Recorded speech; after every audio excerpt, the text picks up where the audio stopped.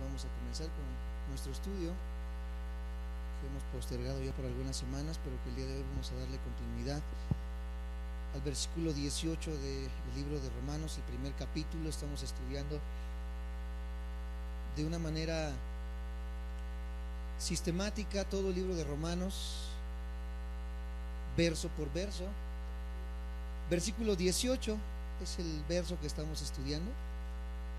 Concretamente estamos estudiando el tema de la ira de Dios. Llevamos ya tres o cuatro sesiones acerca de la ira de Dios, y todo encerrado en el versículo 18 del primer capítulo del libro de Romanos, el cual vamos a darle lectura rápidamente para nuevamente recordar nuestro estudio y sentar la base para el estudio del día de hoy. Y dice de esta manera: porque la ira de Dios, di conmigo, porque la ira de Dios, ¿qué pasa? Se revela desde el cielo contra toda impiedad e injusticia de los hombres que detienen con injusticia la verdad. Semanas pasadas, o la semana pasada que tuvimos nuestro estudio, vimos que veríamos 4 o 5 puntos, seis facetas o 6 puntos que hablan acerca de la ira de Dios y que podemos ver en este simple pasaje. Les decía que íbamos a ver su carácter, su tiempo, su fuente, su alcance y naturaleza y su causa. Eso es lo que vimos la última semana, lo que analizamos la última semana. Y el día de hoy vamos a comenzar a ver más a profundidad la ira de Dios, y muy específicamente vamos a ver el carácter de la ira de Dios, el carácter de la ira de Dios. Antes que nada, les damos la bienvenida a aquellos que nos ven a través de nuestra página de Facebook. Les agradecemos que tengan a bien en seguirnos, el que puedan disponer el tiempo para poder estudiar con nosotros la palabra de Dios. Les damos la bienvenida a aquellos que se unen todos los jueves aquí a la congregación y que están aquí presentes, y aquellos que aún no son parte de la congregación pero están buscando una iglesia donde congregarse. Les invitamos a que puedan asistir todos los jueves a las 5:30 o domingos a las 10 de la mañana con nuestros estudios. Les recordamos que nuestro interés no es promover una iglesia, sino que la palabra de verdad sea difundida sin diluir. Así que si tu deseo es seguir estudiando la palabra de verdad, venir a la sana doctrina, estamos en el área de Tecámac, a 5 minutos de la terminal del Mexibús Ojo de Agua, y nos va a dar mucha alegría el poder recibirte y el poder ser parte de tu familia. Así que bueno, el día de hoy entonces seguimos con nuestro estudio, el carácter de la ira de Dios. En primer lugar, el carácter de la ira de Dios puede verse en el hecho de que es divina. De ahí podemos comenzar a sentar la base de qué es o cuál es el carácter de la ira de Dios. Tenemos que separar completamente la ira de Dios, el contexto del enojo de Dios o de su ira, del contexto del enojo y de la ira del ser humano. Son contextos totalmente diferentes. La ira de Dios viene y se desarrolla en un contexto divino, en el contexto de la deidad de Dios. Por ende, es un contexto completamente diferente a la forma en la que el ser humano puede enojarse o airarse, y fue parte de lo que analizamos la última clase. Es imposible que el ser humano pueda humanizar las características de Dios. Es imposible que el ser humano pueda tratar de entender la totalidad del carácter de Dios en todas sus facetas, el amor, la ira, la justicia, etcétera, porque para poder entenderlo tendríamos que bajar a Dios a la estatura de un hombre, tendríamos que bajar a Dios a los lineamientos de los hombres, teníamos que bajar a Dios de la eternidad al ser finito, etcétera, etcétera, y esto es algo completamente imposible. Por eso tenemos que comprender, amados santos de Dios, que es muy difícil comprender el carácter de Dios en su totalidad. Hablando acerca de temas como la Trinidad, hablando acerca de temas como los que estamos viviendo ahorita, es imposible. Son misterios que al día de hoy conocemos algunas ciertas porciones de estas verdades, pero no la totalidad, porque no podemos reducir concretamente todo lo que Dios es y representa al tamaño de un ser humano. Si lo hiciéramos así, Él dejaría de ser Dios. Por ende, amados hermanos, no debemos frustrarnos al tratar de entender todas las características de Dios, cómo es Dios, cómo se desenvuelve Dios, cómo se desempeña Dios, amados hermanos, porque es imposible que el ser humano lo pueda comprender.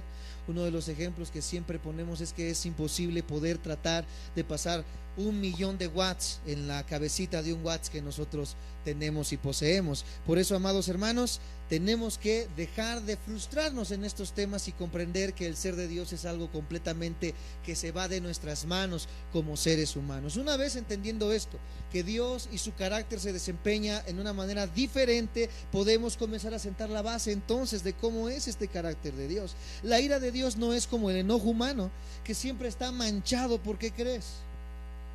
Por el pecado. Algo que distorsiona completamente el carácter y la imagen de la ira en el ser humano es el pecado, como en todas las cosas y como en todas las áreas, amados hermanos. El pecado es lo que vino a manchar, el pecado es lo que vino a ensuciar, el pecado es lo que vino a minar, amados hermanos, el carácter y la imagen de Dios en nuestras vidas. Por eso es muy imposible el que podamos comparar mi ira con la ira de Dios, mi enojo con el enojo de Dios, porque el pecado que hay en mi vida distorsiona completamente esta imagen de Dios. La ira de Dios siempre es completamente justa, y eso tenemos que dejarlo bien en claro, y te pido que repitas conmigo: la ira de Dios siempre, di conmigo, siempre es completamente justa. Nunca la ira de Dios va a ser injusta. Algunas personas dirán: es que siento que lo que estoy pasando es una prueba muy difícil y quizás sea parte de la ira de Dios, pero creo que no la merezco. Esto es una mentira, amados hermanos. Todos los que van a pasar o han pasado por el juicio de la ira de Dios han pasado por una ira completamente justa. Hay veces que tú como papá, los que tienen hijos más grandes, quizás de 15, 16 años, se han enojado con sus hijos por algo que han hecho, los han corregido, quizás como la Biblia lo demanda, con vara o como sea, pero en ese enojo y en esa ira manchado por el pecado, nosotros corremos el riesgo de pasarnos de los lineamientos y vernos manchados. ¿Por qué? Por los sentimientos. Nosotros nos enojamos y nos airamos, pero como decimos comúnmente, nos salimos de nuestras casillas. Perdemos completamente el control de la ira, y ese juicio que nosotros traeríamos al hijo se convierte en algo que es injusto en algún momento. ¿Por qué? Porque nuestros sentimientos salen a flote, nuestro carácter sale a flote manchado por el pecado, convirtiéndose en algo de justo a injusto. La ira de Dios no funciona así. La ira de Dios siempre es justa. Una vez más, di conmigo: siempre es justa. Como dijo el escritor puritano Thomas Watson, escribió de esta manera: ¿cómo puede Dios ser infinitamente santo? Veamos cuán diferente es Dios frente al pecado. Nos sorprende entonces que Dios aborrezca el pecado, siendo algo tan distinto a Él, tan contrario a Él, porque es algo que atenta contra su santidad. Si hay algo que Dios es que Él es santo. Di conmigo: Dios es santo. Y no solamente es santo, sino que la palabra de Dios nos dice que la única cualidad elevada a la tercera potencia de Dios es su santidad. Él es 3 veces ¿qué? Por ende, amados santos de Dios, un Dios santo es un Dios que no puede tener compaginación con la injusticia. Dios es santo y no puede tener compaginación con el desenfreno de sus cualidades, amados santos de Dios. Su ira por su santidad siempre va a ser justa. Si me siguen, me dicen amén. Es, amados santos de Dios, necio y además no bíblico tratar de medir a Dios con estándares humanos. La Biblia no nos da tiempo, no nos da espacio, no nos deja ninguna cabida a que nosotros tratemos de medir a Dios con estándares humanos, y es lo que el ateísmo ha tratado de hacer. Siempre dicen los ateos: es que si yo fuera Dios, no existiría el mal. Si yo fuera Dios, no existiría el sufrimiento. Si yo fuera Dios, nadie moriría, nadie se enfermaría. Si yo fuera Dios, haría las cosas mejor. Es imposible, es antibíblico, es herético el tratar de decir y resumir a Dios con estándares humanos. El yo haría las cosas mejor, esto es algo completamente imposible, porque Dios no se mueve en los mismos estándares humanos en los que nosotros nos movemos y nos desempeñamos. ¿Me siguen ahí? ¿Me dicen amén?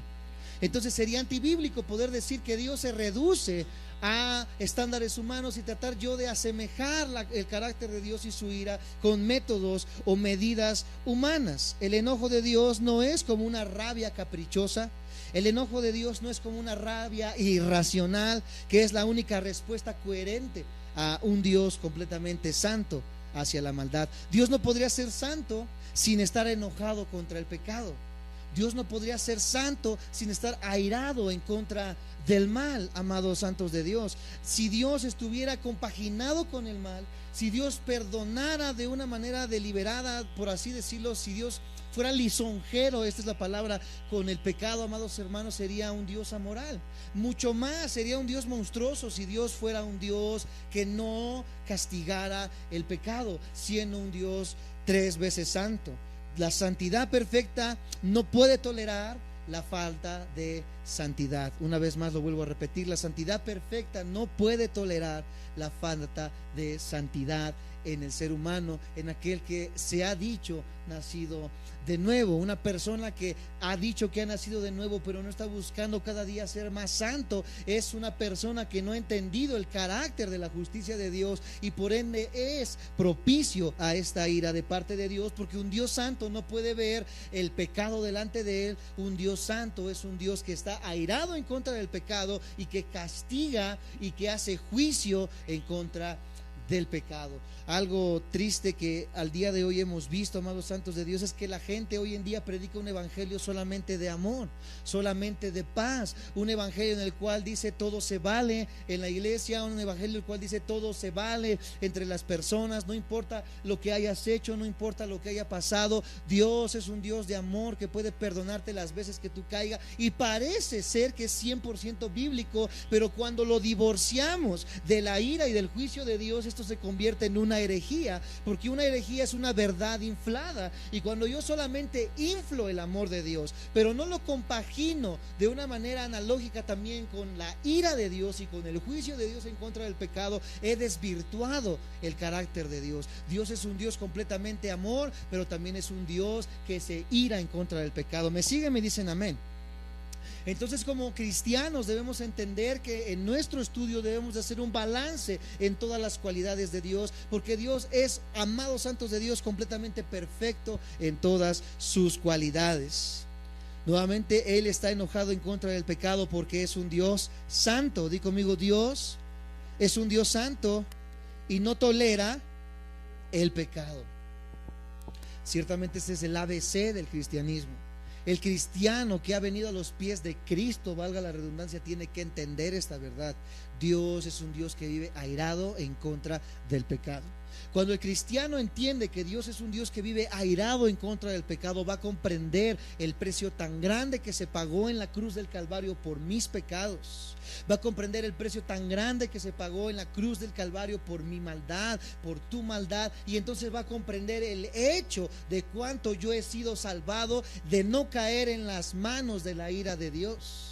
Aquel que no ha comprendido que Dios es un Dios santo que condena el pecado, vive deliberadamente pecando, haciendo y deshaciendo un hábito del pecado en su vida, porque no ha comprendido el alcance, que es algo que vamos a estar analizando, de la ira de Dios en las personas. Entonces no podemos reducir a Dios solamente en un Dios de amor, porque sería un Dios que no está balanceado en sus características. Dios es un Dios de amor, pero la palabra dice que también es un Dios de fuego consumidor. Dios, como vimos las clases pasadas, es un Dios que destruyó toda una generación de seres humanos a través de un diluvio, que no tuvo misericordia de ellos, sino que acabó con toda la raza humana en este diluvio, en el más grande genocidio que se ha visto en la humanidad. Dios es un Dios que amó también, pero es un Dios que también destruyó a Sodoma y Gomorra con lluvia de fuego. Y así me podría ir con muchos ejemplos del Antiguo Testamento, como Dios, Jehová, mandó a matar a todos los cananitas, amados santos de Dios. Y pueden decir algunos, pero oye, ese Dios es un Dios monstruoso y sanguinario. Esto sucede cuando no hemos comprendido el alcance y el carácter de la ira de Dios, y cuando nosotros no entendemos esto, vamos a ridiculizar a Dios tratando de resumirlo todo solamente en un amor amoral, amados santos de Dios, amados hermanos que nos ven también por las redes sociales. Vamos a ver un poco del carácter de Dios, cómo se desempeña en el Antiguo Testamento, así que acompáñame a Habacuc, versión que ustedes, dice: Muy limpio eres de ojos para ver el mal, ni puedes mirar el agravio, dice Habacuc aquí en el capítulo 1. ¿Cómo dice aquí? Muy limpio eres de ojos para ver el mal, ni puedes ver el agravio, porque ¿qué ves a los menospreciadores y callas cuando destruye el impío al más justo que él? Él es limpio de ojos, en él no puede haber cabida en mirar el mal como nosotros lo vemos de una manera atrayente, amados santos de Dios. Él no puede ser atraído por el pecado, sino por el contrario, él repudia el pecado. Me siguen, me dicen amén. Él no puede ver el mal, dice, y ni siquiera puede. Ahí lo está afirmando. Primera de Corintios, ahora en el Nuevo Testamento, nos habla un poco también acerca de este carácter de Dios en cuanto a su ira en contra del pecado. Primera de Corintios 13, versículo 6. Si lo tienen, me dicen amén. Primera de Corintios 13, 6 dice: no se goza de qué, de la injusticia, mas se goza de la verdad. El amor no puede tolerar lo que no sea santo. El amor no se goza de la injusticia. ¿Cuántos lo saben? El amor de Dios es un amor justo, es un amor santo, por ende no se puede gozar de la injusticia. ¿Cuántos de ustedes, yo me incluyo en algún momento, cuando vemos sufrir a alguien que nos hizo daño, decimos: ah, mira, se lo merecía? Ah, mira, bien merecido lo tenía por cómo se había comportado, por cómo me había hablado. Y a veces hasta nos escudamos un poco en la espiritualidad y decimos: sí, ya Dios vengó, ya Dios hizo. Amados santos de Dios, el cristiano o aquel que ha conocido la santidad de Dios, aquel que ha conocido la justicia de Dios y que ama de la manera en la que Dios amó, no se goza de la injusticia. Y este es el carácter de Dios. Él no puede gozarse en la injusticia porque Él es un Dios santo, y reiteramos mucho en esta cualidad de nuestro Dios. Otro de los ejemplos que podemos ver ahora en la persona de Jesucristo, lo podemos ver en San Juan capítulo 2. San Juan capítulo 2, versículo 14 al 16, en una escena muy conocida por muchos. San Juan capítulo 2, versículo 14 al 16. Lo tienen, me dicen amén. Dice: y halló en el templo a los que vendían bueyes, ovejas y palomas, y a los cambistas allí sentados, y haciendo un azote de cuerdas echó fuera del templo a todos, y las ovejas y los bueyes, y esparció las monedas de los cambistas y volcó las mesas, y dijo a los que vendían palomas: quitad de aquí esto, y no hagáis de la casa de mi padre casa de mercado. Aquí vemos a un Jesús airado en contra de lo que estaba sucediendo en ese momento en el templo. Se estaba convirtiendo en un mercado la casa de Dios en aquel tiempo, y esto conmovió en la ira a la persona de Cristo, amados santos de Dios. Lo mismo pasó ahí mismo en el capítulo 21, San Juan capítulo 21. Por segunda vez Jesús vuelve a sacar de esta manera airada a estas personas. Capítulo 21, 12 y 13. Lo tienen, me dicen amén. Dice de esta manera: les dijo Jesús: venid, comed. Y ninguno de los discípulos se atrevía a preguntarle: ¿tú quién eres?, sabiendo que era el Señor. Vino pues Jesús y tomó el pan y les dio, y asimismo del pescado. Creo que yo me equivoqué en mi verso. ¿Sí? No, yo sí está bien, lo estamos leyendo bien, pero no es la cita que yo quería poner.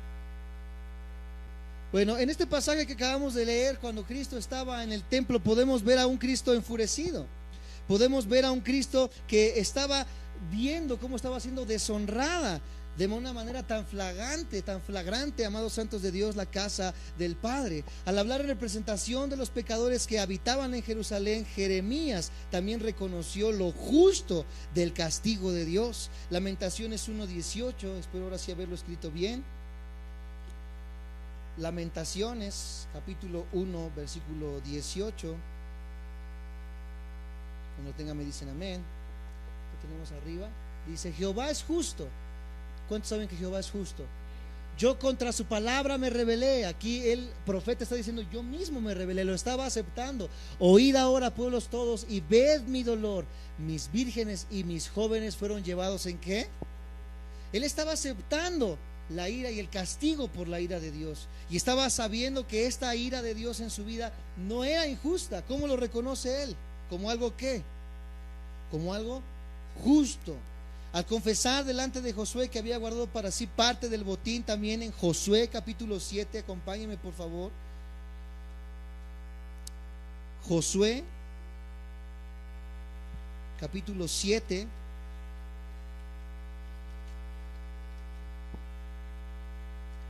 versículo 20 al 25.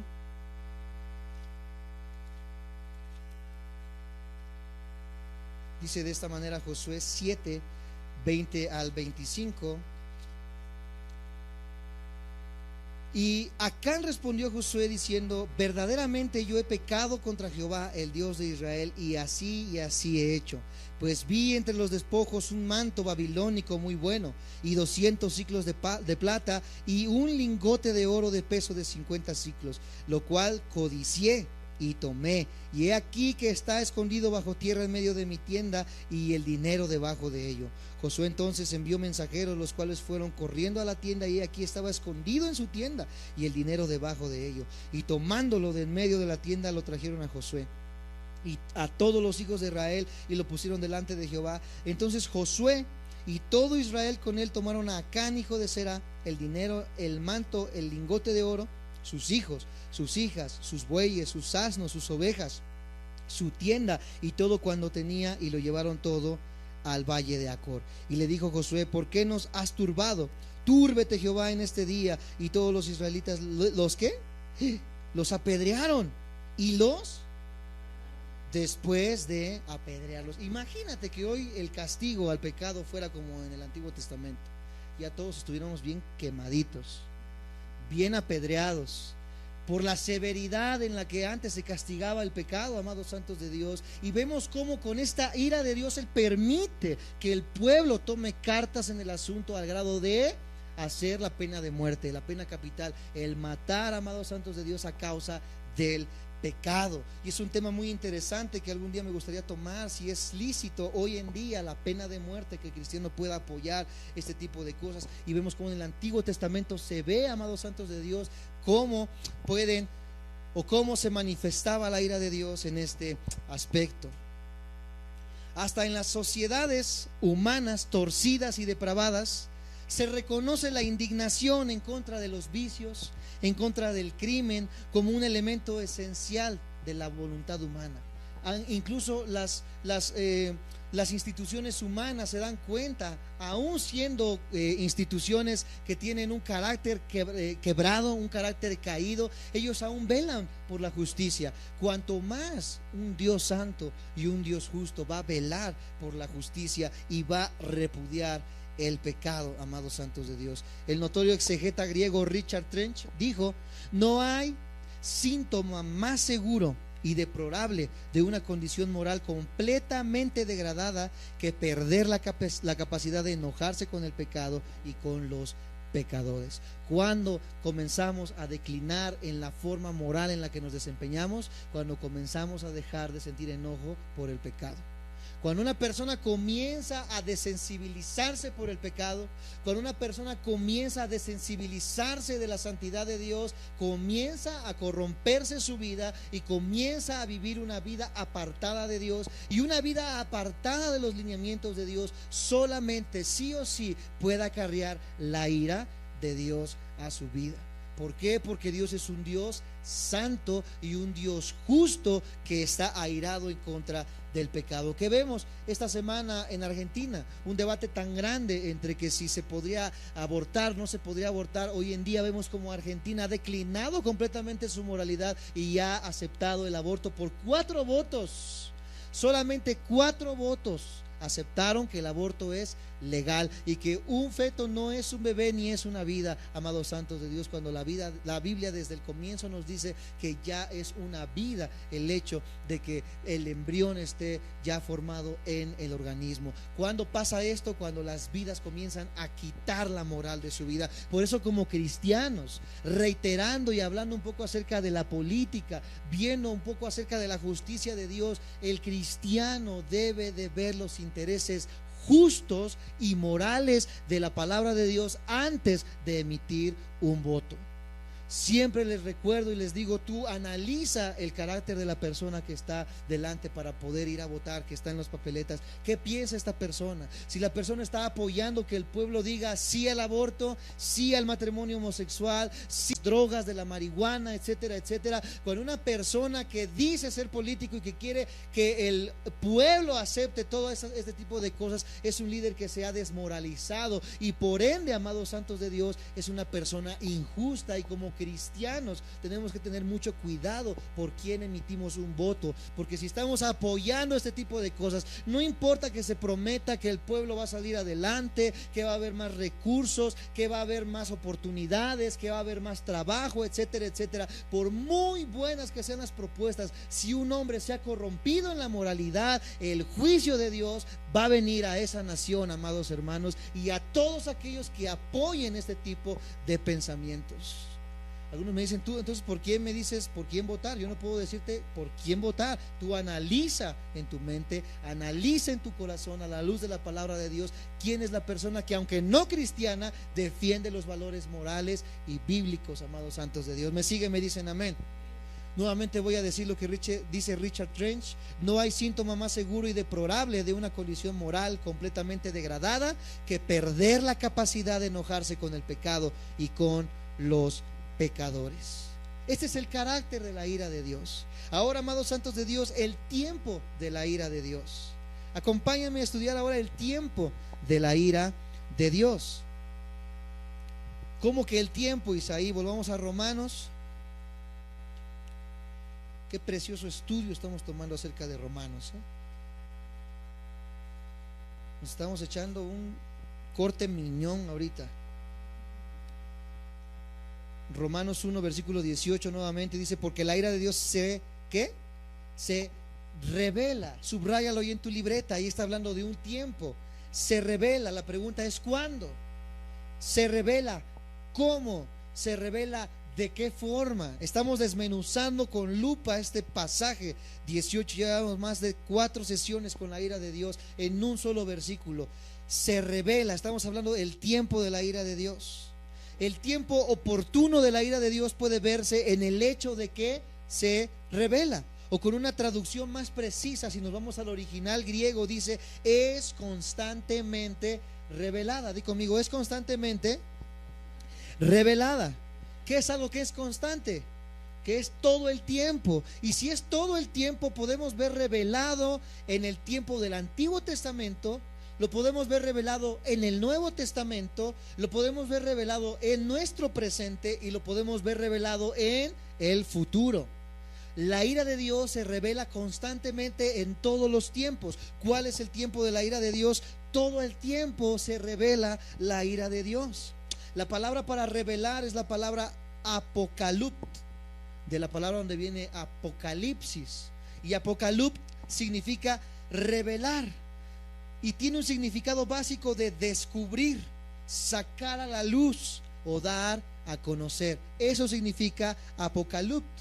La ira de Dios siempre le ha sido revelada a la humanidad caída y está ilustrada en repetidas ocasiones a lo largo de las Escrituras. Cuando vemos la ira de Dios manifestada, por ejemplo, cuando Adán y Eva pecan y se esconden, amados santos de Dios, para encubrir su pecado, y viene, si los encuentra por ahí, les dice, ¿verdad? ¿Por qué se han vestido ustedes con hierbas? Yo soy el que proveo el cubrirse, y Él les provee de pieles de animales. Algunos dicen: oye, Adán y Eva fue salvo. Realmente alcanzaron el perdón, porque no vemos nada ahí en la Biblia acerca de que si fueron salvos o no fueron salvos. Cuando nosotros vemos que Jehová les dice: no es con plantas, o sea, hablando de la religión, no es lo que tú quieres, no es lo que tú piensas, no es de la manera en la que tú crees que vas a ser salvo, es como yo digo, dice Jehová. ¿Y cómo lo sabemos? Porque Él provee el primer sacrificio en toda la historia. Porque ¿qué cosa les da para cubrirse? Pieles. Para poder tener la piel, ¿qué tuvo que hacer? Y fue el primer derramamiento de sangre que vemos desde el Génesis, porque sin derramamiento de sangre no hay remisión de pecados. Ahí podemos ver la remisión de pecados de Adán y Eva cuando Jehová los cubre con las pieles. Es Jehová el que provee y nunca el ser humano para su salvación. Me siguen, me dicen amén. Vemos ahí que Jehová se enoja con Adán y Eva y comienza a decir que saldrían cardos de las plantas, habría veneno en los animales, aquellos animales que eran dóciles se volvieron feroces, la mujer daría a luz con dolor, etcétera, etcétera. Y vemos la maldición de parte de Dios a causa de ¿qué? Del pecado. ¿Qué acarrea el pecado a la vida de una persona? Solamente maldición, muerte. Y aquí vemos la ira de Dios manifestado en el tiempo, desde el Génesis, desde el Antiguo Testamento, para con el primer matrimonio. Hasta la tierra misma fue maldecida como consecuencia de ello. Ya se mencionó también la ira de Dios con el diluvio. Ya se mencionó Sodoma y Gomorra, ya se mencionó el hundimiento del ejército del faraón. Fue revelada también en la maldición de la ley, sobre todo la transgresión, y en la institución del sistema de sacrificios, amados santos de Dios. Pero vemos cómo todo el Antiguo Testamento está tapizado ¿de qué? De la ira manifestada de Dios en contra de un pueblo rebelde, en contra de un pueblo apóstata, en contra de un pueblo idólatra, en contra de un pueblo de pecado, amados hermanos. ¿Cómo está tu vida el día de hoy? Ya yo creo que tu mente está empezando a patinar en que cómo está nuestra vida, en que nos habían enseñado que Dios era peace and love, pero ciertamente Dios es un Dios que vive airado en contra del pecado. A un nivel completamente superior, la revelación suprema de la ira de Dios podemos verla ¿en dónde? Por sobre todas las cosas, sobre cualquier cosa que haya pasado en toda la historia, donde vemos la ira de Dios en su máxima culminación, en la cruz del Calvario. Ahí vemos cómo la ira de Dios reposó sobre la persona de Cristo Jesús por tus pecados y por mis pecados. Esa ira que debería haber caído sobre ti y sobre de mí, cayó sobre la vida de Cristo, cayó sobre la persona de Cristo. Y Él era perfecto, amado por su Padre, y fue condenado a muerte como el único medio por el cual la humanidad caída pudiera ser redimida de esta maldición del pecado. El comentarista británico, yo espero decirlo bien, Geoffrey Wilson, escribió: Dios no es un espectador indolente de los eventos mundiales. Él está dinámicamente activo en los asuntos humanos. La convicción de pecado es algo que el juicio divino puntualiza constantemente. Y el historiador Freud escribió: una lección, tan solo una, que puede afirmarse ha sido repetida por la historia con clara distinción, es que el mundo de alguna manera está construido sobre fundamentos morales, que a la larga a los buenos les va bien y a los malos les va mal. ¿De dónde salieron estos principios morales, amados santos de Dios? ¿De dónde salieron estas bases del ABC para que todos los juicios sean de una manera balanceada, amados hermanos? Vemos desde la antigüedad que muchas de las bases morales de la jurisprudencia en los juzgados vienen de la palabra de Dios. El otro día estaba escuchando una de las cosas buenas que he escuchado de Andrés Manuel López Obrador, otras están sumamente locas. No soy tan partidario de sus pensamientos, pero una de las cosas buenas que he escuchado de él es que dice que él, leyendo el Antiguo Testamento, se dio cuenta acerca de las ofrendas que daban en el Antiguo Testamento, y dice que aquel que pecaba más daba más, y aquel que pecaba menos daba menos. Por ejemplo, aquel que pecaba mucho daba un cordero, pero el que pecaba menos daba una paloma. Entonces dice: yo de ahí saqué el modelo de que el que tiene más dé más, y el que tiene menos de menos. ¿De dónde sacan estas ideas estos hombres? ¿Son sus ideas frescas? ¿De él nació esta idea? ¿Podemos hacerlo un Mesías por lo que él dice? Nos damos cuenta que no provienen de él. ¿Provienen de dónde? Y así muchos de los grandes gobiernos que hemos visto, Martin Luther King, etcétera, etcétera, hombres tan grandes en la historia que hemos conocido, que han sido tan fieles a la justicia, muchos de sus pensamientos justos han venido, si no es que la totalidad, de la revelación de la palabra de Dios. No es por nosotros ni para nosotros, todo es por Dios y para su gloria. Nos preguntamos entonces: ¿por qué tanta gente malvada prospera, a pesar de que pareciera como si pudieran hacer el mal en medio de la más completa impunidad? Porque algunos dicen: mira, yo que soy bueno, me enfermé, me accidenté, etcétera, etcétera. Y aquel que vive con sus amantes, aquel que vive robando, aquel que vive deshaciendo, está allá arriba en su penthouse con 5 kilos de marihuana, con 5 modelos colombianas, ¿verdad? Haciendo y deshaciendo, y nadie hace nada contra él. Y yo, mira cómo estoy enfermo, sin dinero. ¿Tú crees que eso es justo? Por supuesto que no. Por supuesto que no. Y la Biblia también declara que eso no es justo, y que no hay impunidad, sino que va a haber un tiempo en la ira de Dios. Y ese es el problema de muchos cristianos que no han comprendido esto. El hecho de que al día de hoy tú vivas en pecado, pero de que no te haya pasado nada, es porque no ha llegado el tiempo de su ira, pero llegará. La Biblia puntualiza mucho esto, de que nadie puede burlar a Dios. Todos en algún momento van a tener que ser juzgados, y con un justo juicio por esta ira en contra del pecado. ¿Me siguen? Me dicen amén. Esos vasos almacenados de ira nos lo dice en Romanos capítulo 2 versículo 5. Dice Romanos 2 versículo 5, espero no lo hayan perdido. Cuando lo tengan. Si es que, y aquí hay un sin condicional, si es que el Espíritu de Dios mora en vosotros, y si alguno no tiene el Espíritu de Cristo, no es de Él. ¿Qué es un cristiano? ¿Una persona que bautizaron? No. ¿Una persona que viene a vida nueva? No. Hay muchos de ustedes que vienen aquí, todavía no son cristianos, aunque se dicen. El que va a la iglesia católica, tampoco. El que le va a la iglesia presbiteriana, tampoco. El que va a la iglesia bautista, tampoco. El que tiene papá cristiano o hijo de pastor, tampoco. El cristiano es la persona que tiene al Espíritu de Dios. Porque tú puedes ser bautista, presbiteriano, mormón, católico, nazareno, amistad cristiana, no importa el título que por afuera tenga la iglesia o el lugar donde tú te reúnes. Si la botella no tiene al Espíritu Santo, el título por afuera es puro camuflaje. Entonces, cuando Cristo venga, no va a haber la botella. A ver, los bautistas son los que vienen en el rapto. No, los presbiterianos. No, los católicos. No los mormones. No los pentecostales. Él no va a ver el título que nos hemos puesto nosotros. Él viene a ver lo que está dentro de ti. Y si tú no tienes al Espíritu de Dios dentro de él, aunque te llames cristiano y religioso, no lo eres. Porque lo que nos hace ser cristianos es tener a Cristo dentro de nosotros. ¿Saben ustedes qué significa la palabra cristiano? Cristos, ungido, anos en el griego, pequeño. ¿Quién es un Cristos anos? Un pequeño ungido. Y entonces cuando nosotros recibimos a Cristo, recibimos ¿qué cosa? La unción. ¿Qué cosa es la unción? El Espíritu Santo. Vayamos a 1 de Juan capítulo 2.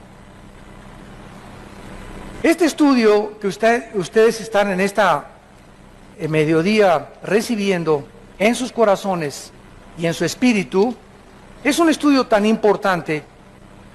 Se los digo con todo mi corazón porque en los 30 años que tengo de predicar la palabra de Dios, no ha sido más que en los últimos 15 o 10 años que se ha agravado, que se ha pervertido, que se está echando a la basura las enseñanzas de la Biblia. Y es increíble lo que los cristianos están comiendo ahorita. Yo usé un ejemplo hace algún día en Colombia y les dije lo siguiente: la cristiandad es exactamente ahorita como los niños de 3 años de edad. Porque un niño de 2 o 3 años de edad, tú lo pones junto a la popó, y los niños de 2 o 3 años de edad agarran la popó y se la comen. Y no les da asco cuando la huelen, el excremento, porque los sentidos de un niño de 2 o 3 años todavía no están desarrollados para poder distinguir los malos olores y lo que sabe mal. Pero un niño de 5 o 6 años ya junto a un excremento hace puchi. ¿Por qué? Porque comienza a desarrollar el sentido en contra de los malos olores. Entonces, así como los niños chiquitos se comen todo y todo se llevan a la boca, la cristiandad actualmente del siglo XXI, todo se lo están llevando a la boca. No distinguen ya lo que huele bien y lo que huele mal, si es de Dios, si no es de Dios, todo se lo están creyendo, porque no tienen el conocimiento de las Escrituras. Porque no han querido discipularse, creen que el ser cristiano es venir un domingo a la iglesia y entre semana hacer lo que tú quieras, ni un estudio bíblico entre semana, no leen la Biblia en su casa, no han tomado en serio a Dios, no han descubierto el poder del Espíritu Santo dentro de sus vidas. Si tú no tienes al Espíritu de Cristo, sigues mentalmente enfermo, espiritualmente hablando, y te comes todo.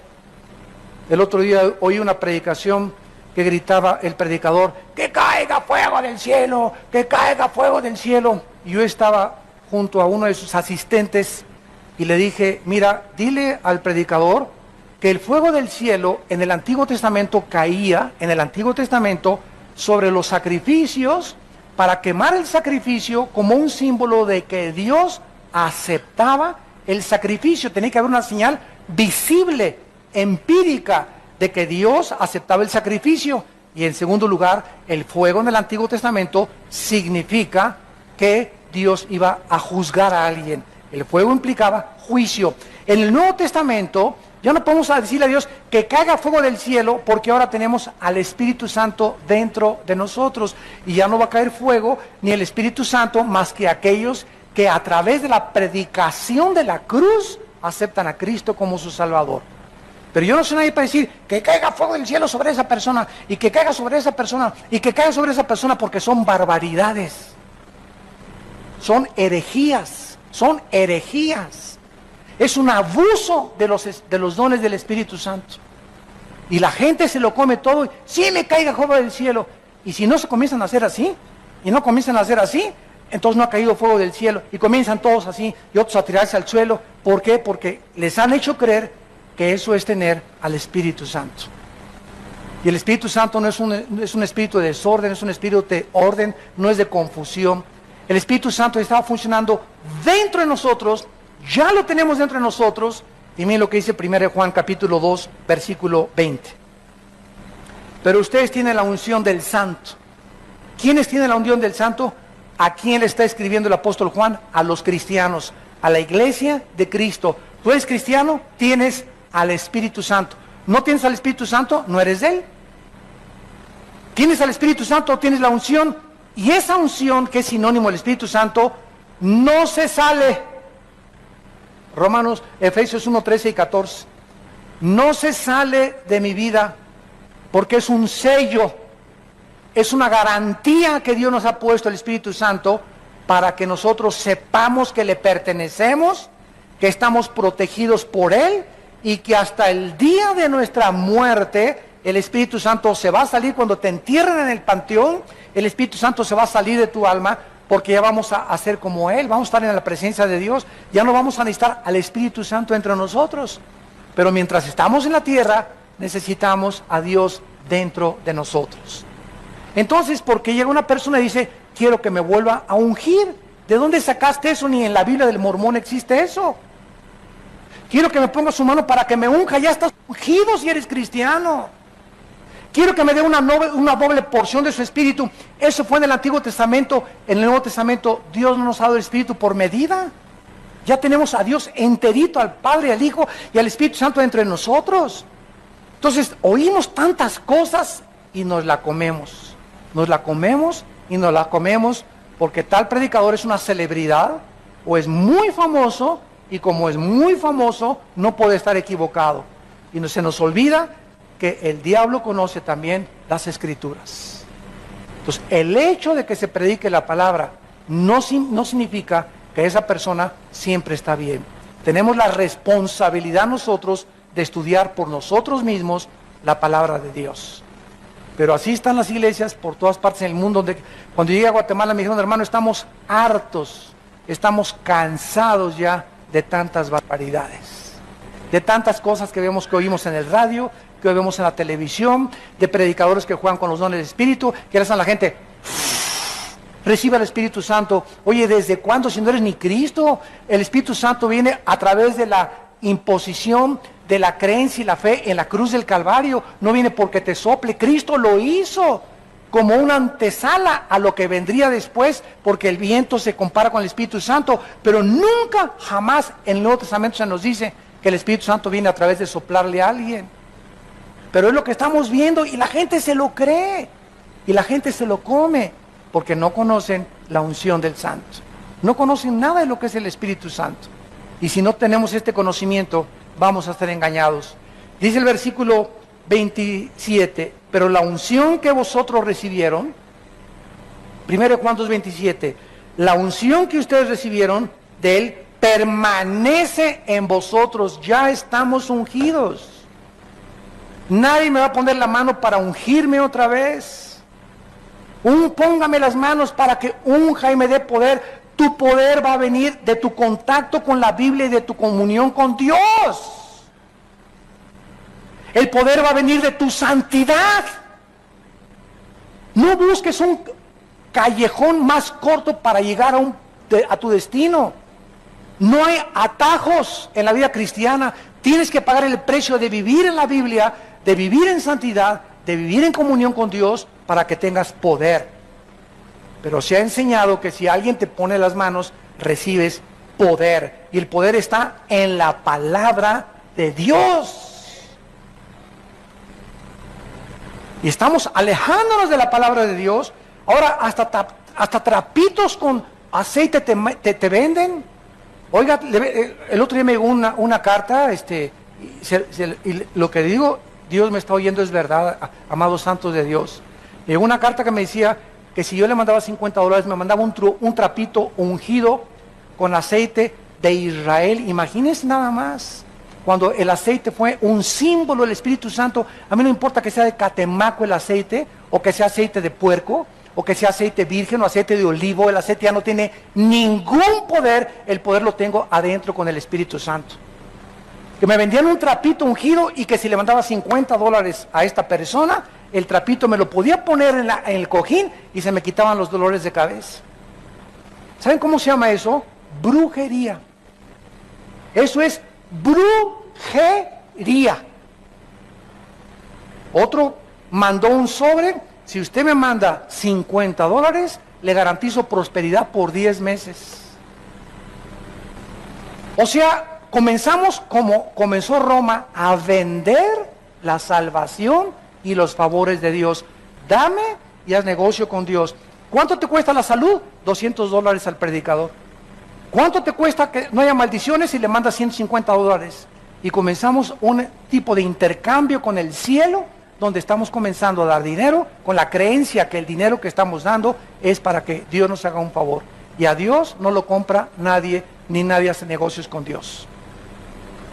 ¿Cómo es posible que este predicador se haya atrevido, que es famosísimo en el mundo ahorita, es de los que tumban a la gente? ¿Cómo es que se haya atrevido a decir que por $50 te manda 10 meses de prosperidad? Te las garantiza. Oiga, ¿y a los 10 meses otro seguro de vida?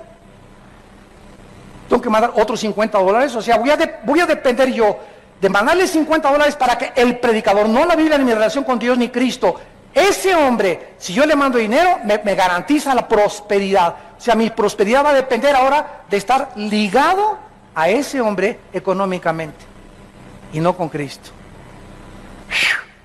Qué pesado está, ¿verdad?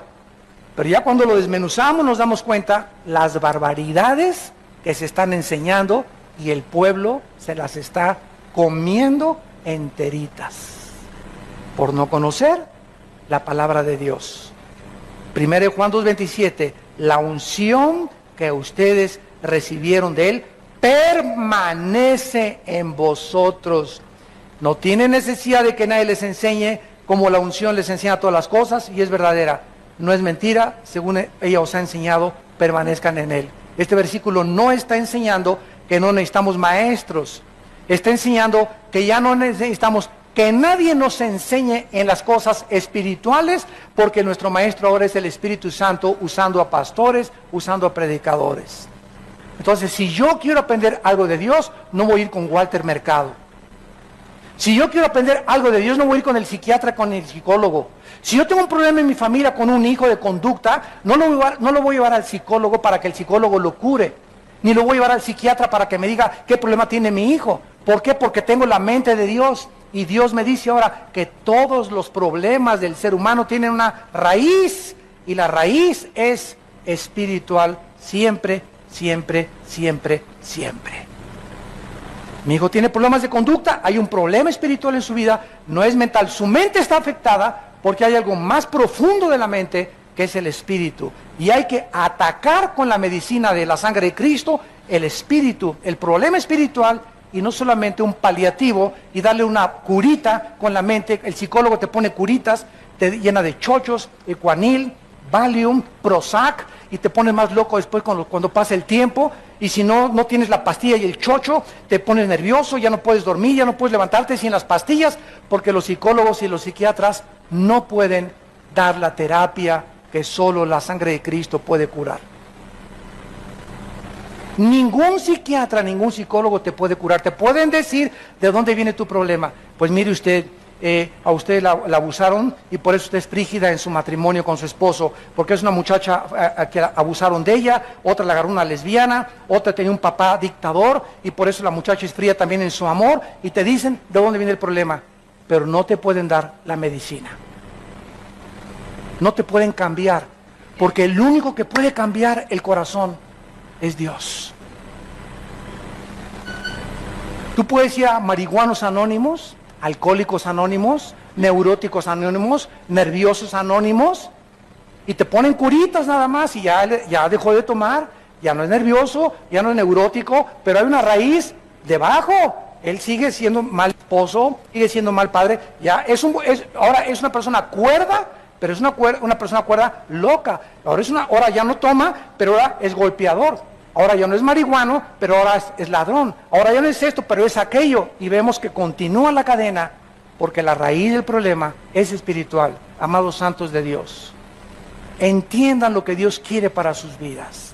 Ya no sean niños, sino maduros en su manera de pensar. Regresamos a Romanos. Y dice la Biblia, el que no tiene el Espíritu de Cristo no es de Él. Ahora en el versículo 10 y 11, dice la Biblia que si Cristo está en nosotros, el cuerpo en verdad está muerto. Recuerden que la palabra morir y muerto, recuérdenlo por favor, en la Biblia no significa cesar de existir. La palabra muerto en la Biblia significa separarse. Separado, separación. Entonces, cuando una persona muere físicamente, su cuerpo lo entierran y no cesa de existir. La palabra muerte no significa cesar de existir. El cuerpo lo entierran y el cuerpo se separa del alma y del espíritu, que se van a la presencia de Dios. Tu cuerpo lo entierran, lo creman en el panteón, o te mueres en el océano, o no importa dónde te mueras y lo que le pasa a tu cuerpo, se sale tu alma y tu cuerpo, se separan. Se llama muerte, la separación del alma y del espíritu del cuerpo. Nacimos todos muertos, dice la Biblia de Efesios 2:1, nacimos muertos en pecados, nacimos con cuerpo y con mente, pero nacimos separados de Dios espiritualmente. Recibimos a Cristo, Él entra a nuestra vida, nos volvemos a conectar con la fuente de energía y comenzamos a entender los pensamientos de Dios en la Biblia. Y el infierno es la separación, la muerte eterna, la muerte segunda, la separación del cuerpo, del alma y del espíritu eternamente de la presencia de Dios. Son las tres muertes. Entonces, cuando dice que el cuerpo está muerto, significa que al entrar el Espíritu Santo a nuestra vida, el cuerpo es irregenerable. Cristo no vino a salvar nuestro cuerpo, vino a salvar nuestra alma. El cuerpo se está pudriendo, se está degenerando, se está deteriorando celularmente todos los días hasta que lleguemos a la tumba y Él nos va a dar un cuerpo nuevo. Este cuerpo que tenemos nosotros está muerto, o sea, está separado de Dios. Y ahí es en el cuerpo donde habita el pecado, en la antigua naturaleza caída adámica, que se le llama carne en la Biblia, y se le llama el viejo hombre, y se le llama la naturaleza antigua o el viejo hombre, viciado conforme a los deseos engañosos que teníamos en nuestra mente antes de conocer a Cristo.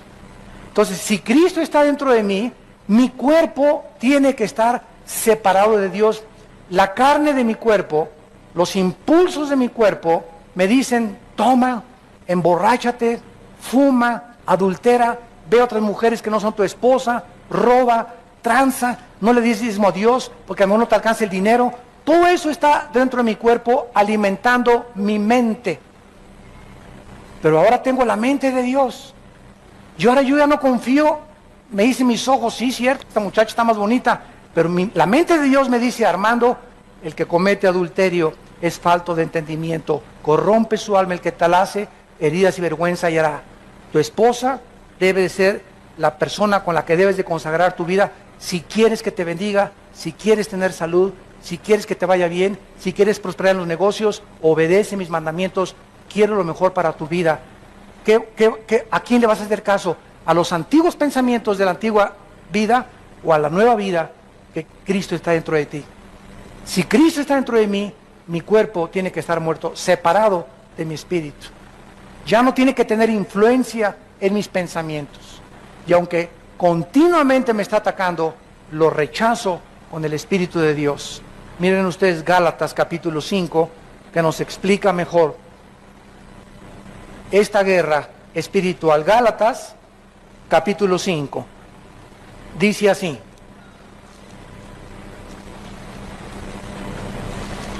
versículo 16. Digo pues, ¿qué? Andar. ¿Qué significa andar en el Espíritu? Bueno, se nos habla de un camino. Hay un camino, es el del Espíritu. Es el camino de la justicia, es el camino de la santidad, es el camino de la verdad. Hay otro camino, el de la carne. Es el del pecado, el del robo, el de la tranza, el del adulterio, el de las mentiras, el de la falta de integridad, el de la hipocresía. Es el camino en el que yo andaba, en el que tú andabas antes de Cristo. Ahora se nos dice, ese camino lleva a la muerte. Te separa de Dios. Camina en el camino que Dios nos ha dejado, que se llama el camino del Espíritu. Donde el Espíritu, lo vamos a ver, te va a guiar. Ahora te agarras del Señor y Él te va a guiar. Él es mi pastor, aunque ande valle sombra de muerte, no temeré mal alguno, me guiarás por sendas de justicia, por amor de tu nombre. Eso es lo que significa andar en el Espíritu, caminar en las cosas que pertenecen al mundo espiritual. Y dice así, y no satisfagáis los deseos de la carne. En otras palabras, me levanto en la mañana y mi carne me pide, ¿verdad? Haz esto, haz aquello, inclínate a lo que eras antes. Ahora el Espíritu de Dios, no, hijo mío, no lo hagas. Séle fiel a tu esposa, no robes, sigue la justicia, sigue la santidad, no le hagas caso a la carne, porque cada vez que le dices a la carne, sí, y cada vez que vas al refrigerador a las 11 de la noche y tienes una panza de Santa Claus y te comes patitas de puerco en vinagreta, estás haciéndole caso a la carne. Y mientras más caso le haces a la carne, más te separas de mí, dice el Señor, porque la carne es enemistad contra mí, porque la carne no se somete, no puede someterse a mis leyes. Para eso tienes a mi espíritu, para que obedezcas a mi espíritu. No veas esas películas, ves la pornografía y estás alimentando la carne. Ay, la carne, sí, y estás viendo la pornografía, y estás viendo los asesinatos, y estás viendo la sangre, alimento para la carne, y está engordando tu carne. Y después de 2 o 3 días de estar con esos pensamientos, ¿cómo puedes creer andar en el Espíritu? ¿Cómo vas a resistir la tentación cuando tu novio te ponga las manos y te quiera besar y se quiera pasar de listo contigo, poniéndote las manos donde no debe de ponerlas? No vas a tener la fuerza para tumbarle los dientes de una cachetada. No vas a tener la fuerza para dejarle ver las piernas a tu secretario en tu oficina. No vas a tener la fuerza para resistir las tentaciones porque tu carne está gobernándote todavía. Te está dominando todavía. Y tu espíritu es el que debe de manejar tus pensamientos. Y tu fuerza y voluntad tienen que estar bajo el dominio del Espíritu Santo. Andes del Espíritu y no satisfagas la carne. Versículo 17, porque el deseo de la carne, todos los pensamientos y los designios de la carne son en contra del Espíritu. En otras palabras, estamos en un ring, para que me entiendan mejor, un ring. Hay 4 esquinas en un ring, salen 2 boxeadores. Señoras y señores, en esta esquina, la carne, y en esta esquina, Pancho Pistolas. No, no es cierto. Si Pancho Pistolas se enfrenta a la carne, garantiza, nadie te va a apostar, va a ganar la carne. No dice eso la Biblia. La carne se opone, no contra Pancho Pistolas, la carne se opone contra el espíritu. En esta esquina la carne, en esta esquina el espíritu. Y si tú dejas que el espíritu pelee, tu pelea, y tú te haces a un lado, y dejas que el espíritu se enfrente a tu carne, y tu espíritu gobierne tu carne, y domine tu carne, tienes la victoria garantizada. Pero si tú quieres en tus propias fuerzas, sin tener contacto con la Biblia, sin estudiar la Biblia, sin tener una vida de oración, enfrentarte a la carne, no vas a poder. Como dijo un hermano el otro día, ay hermano, usted no imagina cuántas tentaciones tengo. Le dije, solamente tú, y como dijo don Teofilito, y las seguiremos teniendo. No eres el único que estás lleno de tentaciones, no eres el único que eres atacado, todos somos atacados y todos tenemos la misma guerra. Yo tengo mis demonios contra los que yo tengo que pelear, y tus demonios que te están atacando a mí, no me están atacando a mí, te están atacando a ti porque tú eres diferente de como yo soy. Así que tú tienes que pelear contra tus demonios, yo tengo que pelear contra mis demonios. Y escucha esto, mientras más crecemos, escúcheme pastores y líderes espirituales, mientras más crecemos en el espíritu, mayor oposición demoníaca tendremos que enfrentar. Los demonios con los que yo peleé y los principados del año pasado ya no son los mismos que estoy enfrentando en el siglo XXI y en este año del 2010.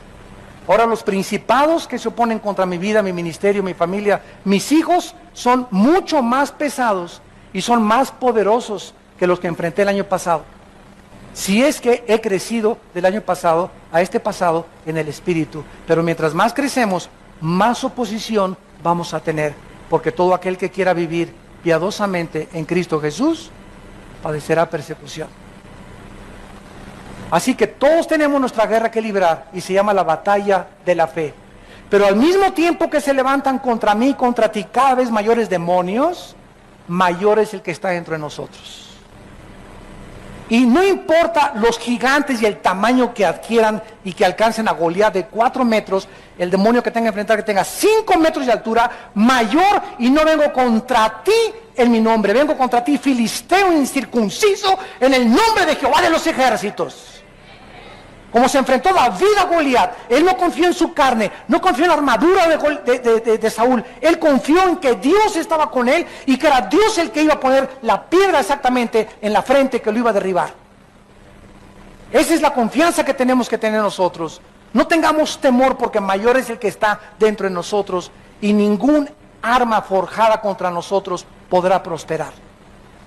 Es la confianza que te da el Espíritu Santo. No, ay, el hermano nos dijo que están más grandotes los chamucotes ahora. Pues ahora ya no voy a hacer. Al contrario, te creces más porque el diablo nunca ataca a los que van adelante como a los que van hasta atrás. Los que se quedan rezagados son los que más fáciles presa para el diablo. Cuando iban a Canaán, dice la Biblia que Amalek atacó la retaguardia, los que iban hasta atrás. Los cristianos que se van quedando, los que están amargando, los que están frustrándose, ay esto y el otro, y hay esto y el otro, y esta es la vida cristiana, y son los hipócritas, y por aquí y por allá, y no crecen, no perdona, no puede entender cuál es la vida espiritual, y te vas quedando, tus hermanos están ganando, están adelante, unos ya son generales, otros ya son coroneles, otros sargentos, y tú sigues siendo soldado raso. En 10 años eres soldado raso. No has crecido espiritualmente. ¿Por qué? Porque tu mente, tu mentalidad no ha podido ser cambiada. No has podido renovar tu mente con la palabra de Dios. Hay una guerra entre la carne y que entre el espíritu, y dice Gálatas 5:17, y estos se oponen. Hay guerra entre el espíritu y hay guerra entre la carne, para que no hagamos lo que nos da la gana. Antes de ser cristiano, fumar, órale. Nos íbamos con las chavas, ¿verdad? Que, oh, mi compadre, mi don Teofilito, mi Pancho Pistolas, mi Emiliano Zapata, ¿cómo está usted? Bien. ¿Y qué crees que anoche anduve con 3 chavas? ¡Ah, ese es mi compadre, macho como Villa! Usted véngase al club, vea unas muchachonas buenas, y yo voy del avión ahora que cada ratito viajo y se acercan personas y, ¿verdad? Oiga, hoy hay una reunión ahí en San Francisco y en Dallas, esto y lo otro, me acompaña que va a haber unas muchachonas, ¿sabe una cosa? Les digo, yo estoy fuera del mercado. ¿Qué quiere decir usted? Yo ya estoy fuera del mercado. O sea, yo estoy ya comprometido con una mujer. Ay, si a poco ustedes de los que nomás con una mujer, digo, así es. Tú no tienes, les digo, el valor. ¿Sabes lo que es un hombre? El valor de un hombre es serle fiel a su esposa. Eso es lo que se muestra que tener pantalones verdaderos. Eso es lo que se llama ser viril. ¿Sabes por qué? Porque cuesta trabajo ser fiel. Qué fácil es irte con cualquiera, pero cuesta mucho trabajo vivir con una sola persona y dedicarte a esa persona, porque se necesita carácter. Y avergüenzas a tus amigos y a tus compañeros de oficina que se burlan igual de las muchachas. Ay, ¿a poco eres virgen a los 25 años de edad? Sí, ¿y qué? ¿Y tú eres de las que trabajas en las discotecas? Contéstale. Tú eres de las que por cualquier cosa te dan con cualquier hombre. ¿Sabes una cosa? Sí, soy virgen, porque es la virtud más grande que Dios me ha dado. Y quiero llegar a mi matrimonio y decirle, aquí está mi cuerpo, y este es mi cuerpo, el que te he guardado para esta noche de matrimonio. Es una mujer, una virtuosa, aquella mujer que se guarda virgen hasta el día de su matrimonio. Pero ahora en el siglo XXI, la virginidad es sinónimo